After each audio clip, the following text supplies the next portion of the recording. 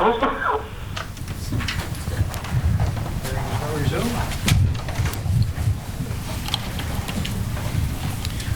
the record, Mr. Commissioner, lead of initial T, appearing as counsel for the Conservation Coalition.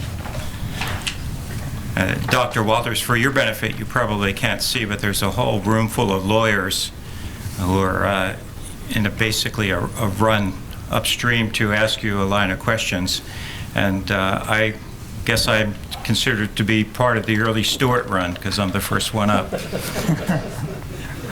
And in my questions to you, gentlemen, I'm a little bit intimidated taking this podium because in somewhat all of the collective wisdom in this room and across the continental divide. And so I intend to ask these questions of you looking for solutions rather than trying to raise some issues and problems that may already exist between you. And I want to begin by starting with the concept of cyclic dominance. Not that I understand it, but it appears to be, by the evidence I've heard so far, that cyclic dominance is basically here to stay. And so the first question is could or should fisheries managers try to iron out the peaks and valleys so that we can arrive at more of a level aspect of return year after year? And maybe I'll start with you, Dr. Riddell. Should we be in the business of trying to iron it all out? You started with me because I look most confused? No, I think the answer to that is no. That's what we started with. That was one of the primary hypotheses in the sockeye restorations in the late 80s and development of testing, whether we could substantially increase the escapements and improve production. But one of the primary hypotheses behind that is that there's actually a paper written by David Welsh and Don Noakes looking at the economic return from what you could accomplish if you recovered the off cycles. And of course, it's a massive number. And Jim Woody was one of the primary people that probably identified that, this is unlikely to work and that. And so I think the answer, as we tried to clarify this morning, is I don't think you're going to accomplish that. You can probably manage to maximize production, but you should let the fish choose how they're going to actually restore production. And if Carl's right and they're going back to a really, really strong year and 3 off years, I'm not sure I agree that it's going to be that cut and dry, but we may very well have a dominant year, a subdominant year, and then you've got a smaller cycle and then one really small cycle. But the consequence of that to the fisheries really is you got to look at that across all 19 Fraser production units, and that's from 38 conservation units. And so let the fish choose the right sort of management process, and some of that now is the frizzy and the harvest rate approach, and they'll tell us where they're going to go by system. Does anyone else want to weigh in on that question? Or Dr. Woody? Yes.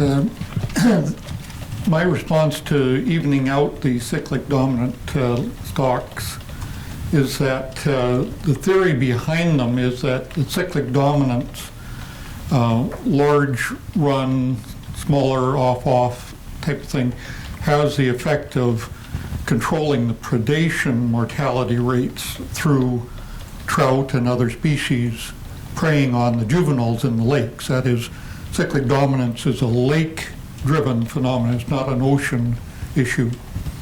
And if that is in fact correct, and I don't think we have data to the extent needed to make that conclusion, we should not attempt to even out the runs or even out the lines on the cyclic dominant stocks. If after all of those data are collected, there may be some room on some stocks to try that, but if the theory is right, you even out the lines, more food available each year for the predators, the predator population will increase and mortality rates will increase over all lines. So that's I think a bad, from what we know right now, a bad theory. And I don't know, someone who may have read the Alaskan paper, I haven't had the chance to can answer how the Alaskan scientists look at that issue. Not having read the Alaskan paper myself, I don't know if any of you want to comment on the Alaskan situation and how they tried to deal with cyclic dominance. Dr. Waters? Project. Around the Pacific Rim, there have been 4 major cases where cyclic dominant stocks have either deliberately or inadvertently had their cyclic dominance break down. The first of those was the Kvichak stock in Alaska in Bristol Bay. It was the world's largest salmon stock. And as a more or less deliberate experiment, they broke up its very violent cycle. It is now listed as a stock of concern in Alaska, meaning that its productivity has dropped dramatically, abundance has been relatively low, and it's just starting to recover. The second case was Rivers Inlet here in BC, where we deliberately shut down the fishery to try to rebuild the stock to test for having the benefits of higher spawning runs. Shortly after that experiment started, Rivers collapsed, and it still hasn't recovered. Then we have the Lake Stewart and Quesnel stocks on the Fraser, strongly cyclic dominant, but the cycle has broken down over the last 15 years. And in both cases, the mean productivities of those stocks have dropped dramatically. So I think the evidence is pretty clear that it isn't a good idea. That there's something in the biology of these cyclic stocks that makes them, as Jim says, predators or whatever, that makes them very unproductive when they're not in the cyclic mode.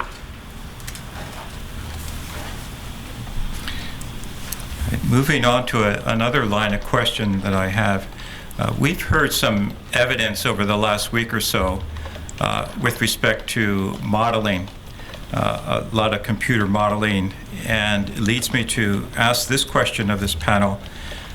Should we be placing our faith in models to lead us out of some troubled waters? Should we trust models? Is that going to provide us with the answers or the solutions to some of these issues?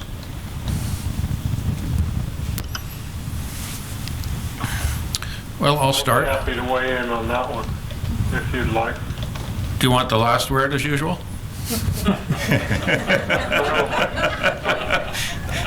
Well, I'll just say something real simple here is, this is not avoidable. Yeah. We have to make quantitative policy decisions. We have to set quantitative goals. We have to set policies out there that have quantitative impacts. Any method that we use to do that involves some kind of model logically, necessarily. The issue is not whether to use the models, it's which models to use. And while we certainly do not trust those computer models, I trust them a lot more than I trust somebody sticking their hand up in the air and pretending to be able to intuit the answer to these questions with a mental model that has goodness knows what crazy hidden assumptions. Dr. Riddell? Well, my answer would be very similar. I mean, I think it's unavoidable, but I don't think that you castigate all models. It's how people use models. Models are, described as a representation. We should use models as a way of representing what we understand, seeing whether the data supports that. And that, to me, is a critical step in this to see whether or not we have the right data. Are we missing key pieces of information? And use the models to make predictions of our understanding, and then see whether or not are we really gaining? Are we understanding what's going on? So I don't think that we pretend to understand all predictions of models. Models are getting increasingly complicated because of our computing power. Ecosystem-based models are very complicated, but people have made huge strides in how you actually model that type of an environment. So yes, I think we'll continue to use models. It's one of the few ways that we can really test our understanding of complex systems and we need to be cautious about how we use them. We certainly aren't going to be able to avoid them. I'm wondering how fisheries were managed before computer models. I'm thinking in terms of the way that you approached the same fisheries back during the 70s and 80s, Dr. Woody.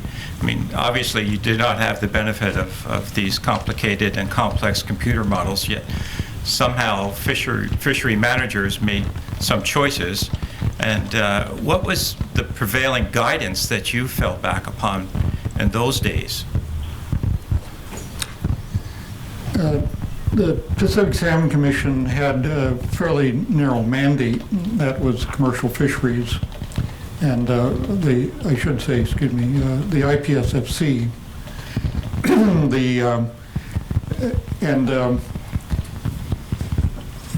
when I came aboard, we were trying to monitor the stocks in ways that were quantitative, but there wasn't much real good quantitative evaluation. I spent a fair amount of time at SFU Computing Center in the early 70s,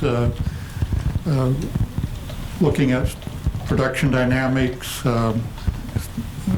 stock separation methodology, discriminant function analysis, which is just another, just a computer-driven way of analyzing stock composition in the fishery samples, what proportion of the fish were of each stock, and so on. So, and then we developed hydroacoustic estimation of upstream migration. So we went from relatively little technological input to a fairly intense technological process, and that then allowed us to evaluate both, get information on abundance as fish were coming through Juan de Fuca and John Straits, the migration upstream, and putting that all together with harvests and so on, and we could monitor the run. And decision making during in that period became a day-to-day thing, particularly after the PSC was formed. And for a lot of years then, it's that kind of hands-on management using computers and models, but ensuring that there was some intelligence with them. And just to go back to the original question, the models are not evil or bad in themselves, but you want to be sure that you have the right team to work with models. You need the really hotshot modelers, but you need the biological input to rationalize what's going in and coming out of those models. So it's teamwork that really goes a long way in this modeling issues. I saw that you had your hand up, Dr. Walters. Did you want to weigh in on this again? Yeah, we've done retrospective looks at the big complex management systems up and down the coast from Bristol Bay and Skeena, Fraser, and so on. If you just look at the harvest rates achieved over time in those management systems, what you realize after a minute is that basically what they've done is to stabilize the harvest rates. Even though they claim to be doing all sort of more complicated things, and they do respond occasionally to extreme events like we've had since the mid-90s, then most of the time, the way they've managed in the old days and in the new days is to do what you did last year.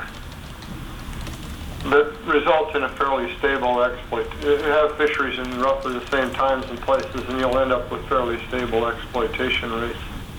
So that actually is a simple way to get around a lot of the complex modeling, is to pretend to be doing all sort of escapement goals and so on, but then to keep relatively stable and simple exploitation regimes in place that have proven to be sustainable. I want to move on to an area of how we conduct our fishery. And I want to see if we can tackle the issue of foregone fishing opportunities, or which is another way of saying, I gather, over escapement. And the way that we have aligned the fishery in 4 run timing groups with aggregated stocks, with some weak conservation units being mixed up with some very robust runs of fish, strikes me as being very problematic. And I think some of you have certainly alluded to this already in giving your evidence. And so I'm wondering if we can address the issue of trying to segregate out the conservation units from the robust units. I'm not necessarily thinking that terminal fisheries is the panacea, but I'm wondering if there's some approach that your good minds have turned your attention to, that you can give some advice to the commissioner on this topic, because it seems to be a real niggling point, you know, that the commercial fishing is sometimes foregone because of the concern for conservation and some of these weaker stocks, be it cultus or some other stock. And I'm wondering if you have some solutions in mind that can address some of these weighty problems.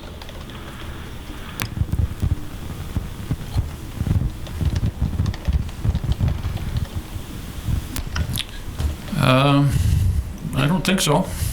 I mean, that's the question on people's mind for years. We joke about it, but I mean, the IPSFC, again, was kind of leading on the coast. The scale pattern analysis was Ken Henry, right? Early 1950s. And that, so recognizing immediately that whether you call them threatened or endangered now, there were always some populations that needed some other level of conservation.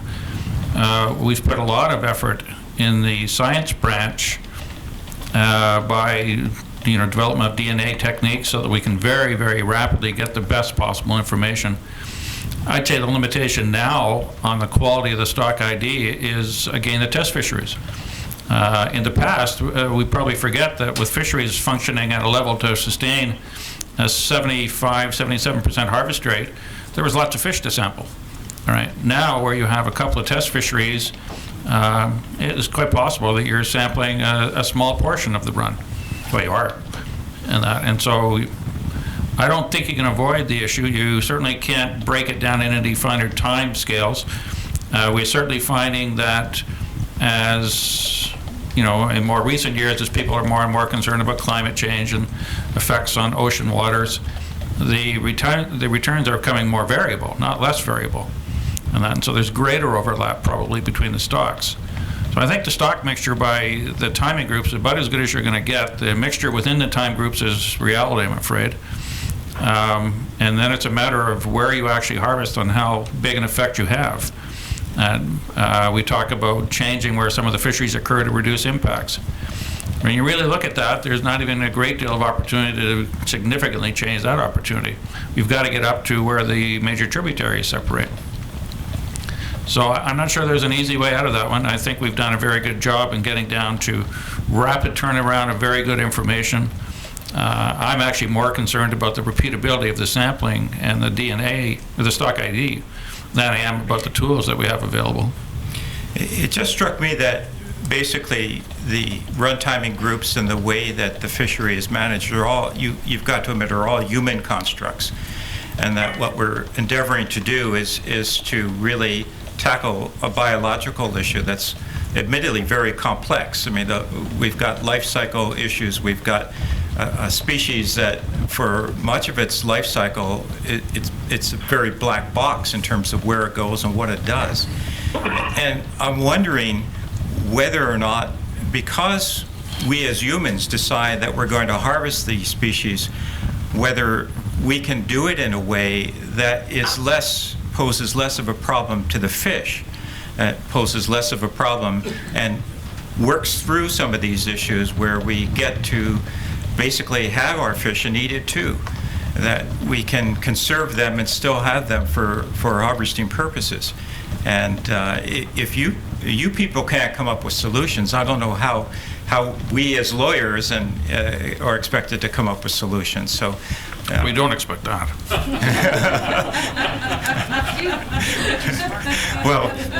maybe my problem is that I'm aiming too high because, you know, I think we're all here trying to find solutions. And we obviously have a problem that you have defined and I've tried to define for you in some sense.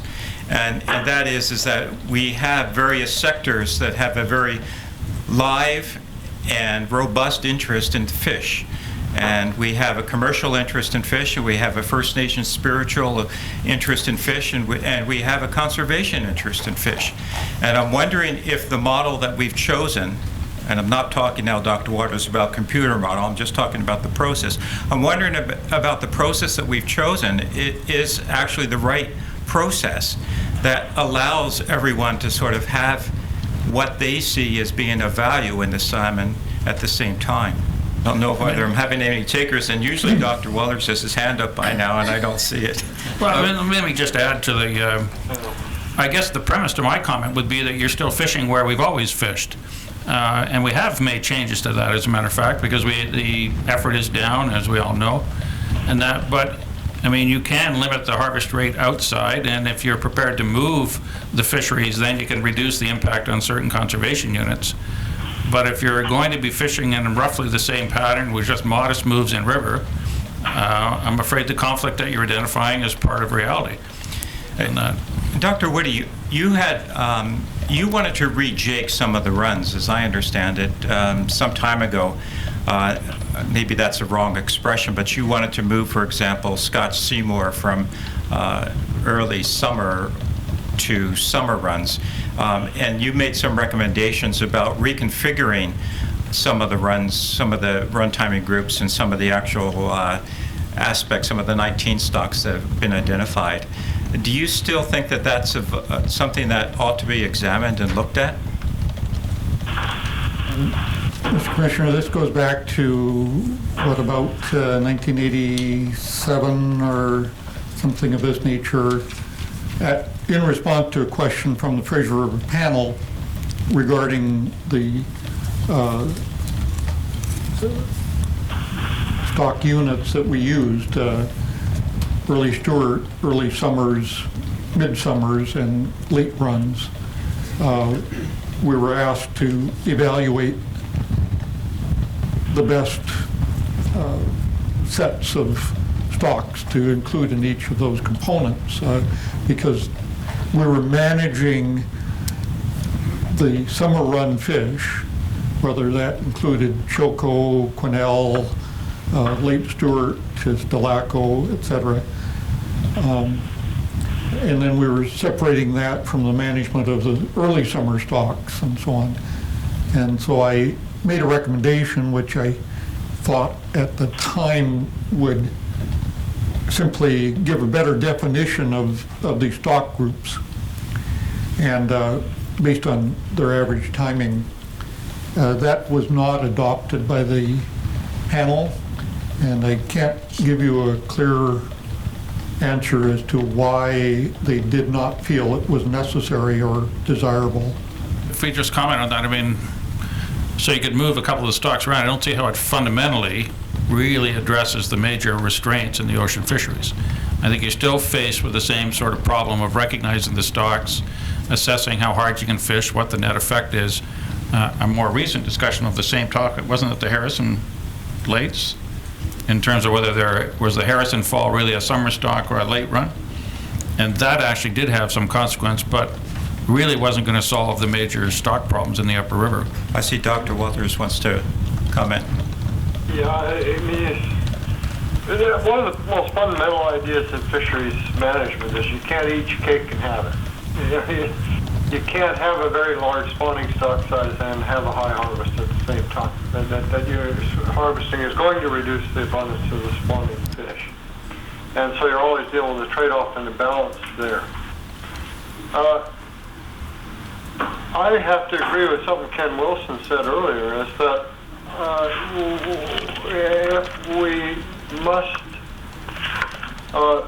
if we must maintain all stocks for legal or other reasons, then we have no real choice but to move to spatial management, to move the fisheries substantially.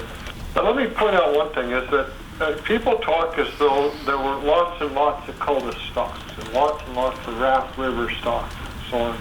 We're not really talking about a large number of populations that are at significant risk. We're talking about a small number of them. And at least a couple of those are in the early timing parts of the runs where we already are affording them and can afford them more protection without substantial impact on the fisheries. The number of stocks at risk in the summer and fall timing components of the Fraser Run is actually quite small. Cultus is the main one. So I think a bit of careful thinking and triage can go a long ways towards reducing the apparent complexity and severity of the problem. Thank you for that, Dr. Walters.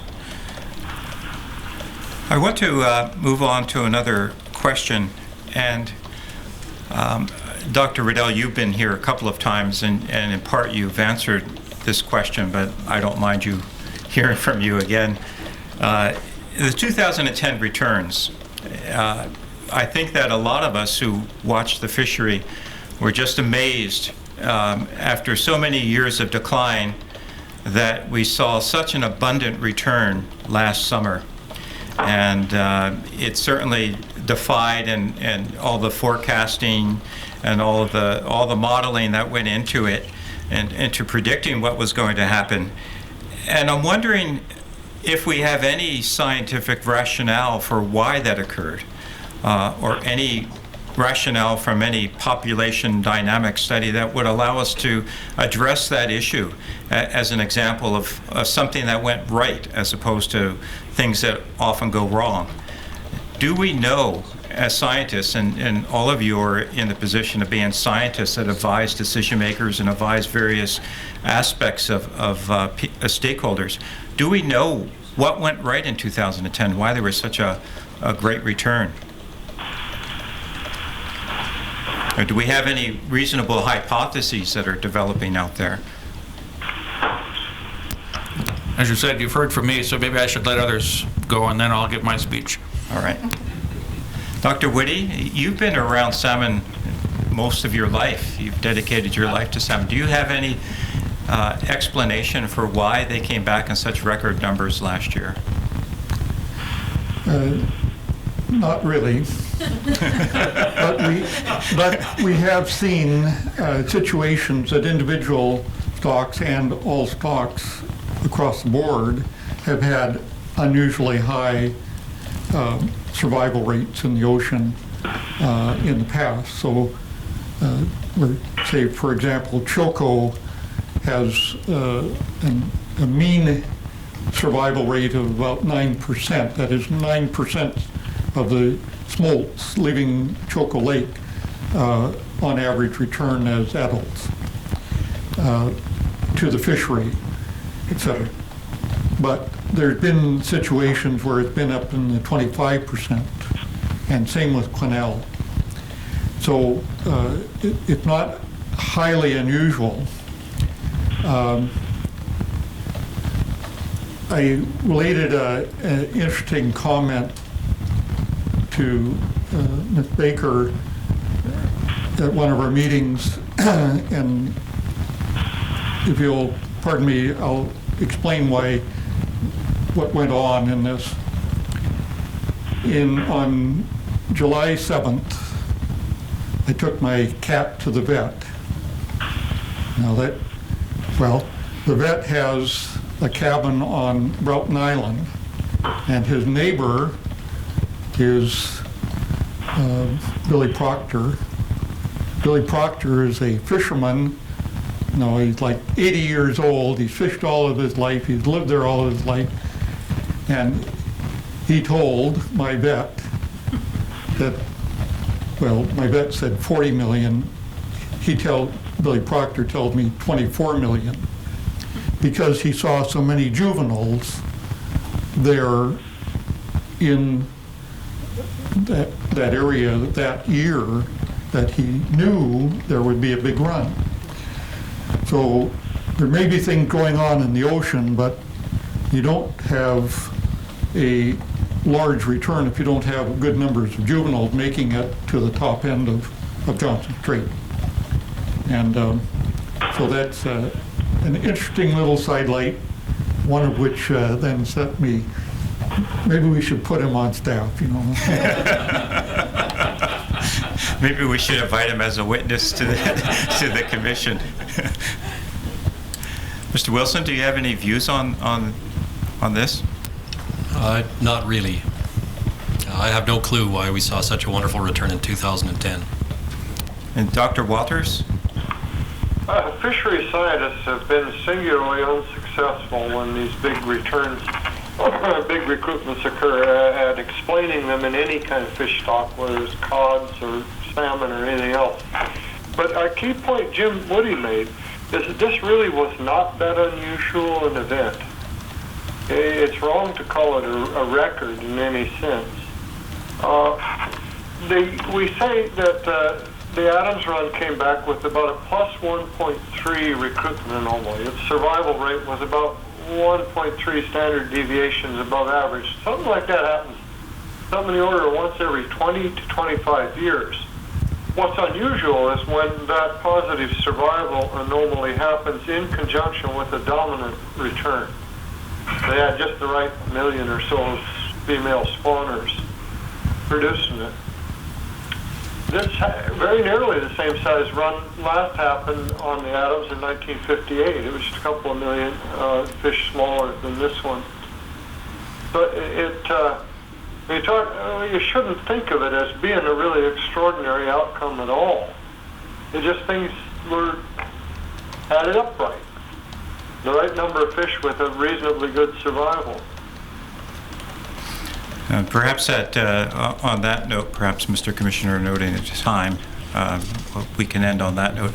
I'm virtually finished with my questioning. I would like to review my notes overnight, and then we can come back tomorrow. If I have no more questions, I'll turn it over to Mr. Taylor. Thank you very much.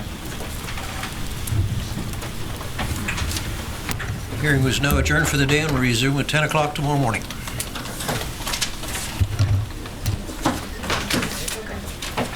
Bye, Carl.